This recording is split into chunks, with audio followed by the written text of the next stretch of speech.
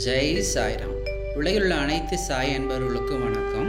இந்த பதிவில் நாம் பார்க்க போகும் தலைப்பு யாதென்றால், ஆரத்தி வழிபாட்டில் கலந்து கொள்வதால் ஏற்படும் நன்மைகள் என்னன்னு பார்க்க போகிறோம். ஷிரடியில் சாய்பாபா வாழ்ந்த பொழுதே அவருக்கு பக்தர்களால் 4 வேளை ஆரத்தி வழிபாடு செய்யப்பட்டது. அதே போல் ஷிரடியில் மக்கள் வயல்வெளிகளை ரொம்ப களைப்பாக வேலை செஞ்சுட்டு திரும்பி வீட்டுக்கு வரும் பொழுது ஆரத்தி வழிபாட்டில் கலந்துக்கிட்டு ரொம்ப சந்தோஷமும் ஆனந்தமும் அடைஞ்சாங்க, ஆனந்தமாகவும் வாழ்ந்தாங்க.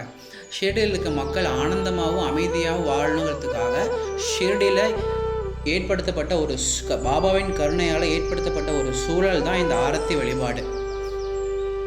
இப்போது கோயிலே சென்று ஆரத்தி வழிபாட்டில் கலந்து கொள்வதாலும் அல்லது வீட்டிலேயே பாபாவுக்கு ஆரத்தி எடுப்பதாலும் ஏற்படும் நன்மைகள் என்ன அப்படிங்கிறது இந்த பதிவில் பார்க்கலாம்.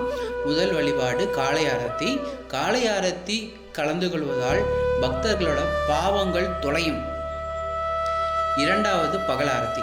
பகல் ஆரத்தியில் கலந்து கொள்வதால் அவங்களோட தொழில் வளம் பெருகும்.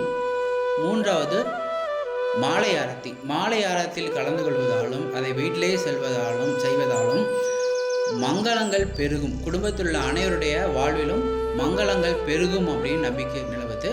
அதே மாதிரி இரவாரத்தில் நம்ம கலந்துக்கும் பொழுது இரவில் நிம்மதியான உறக்கமும் மன அமைதியும் நிலவும்.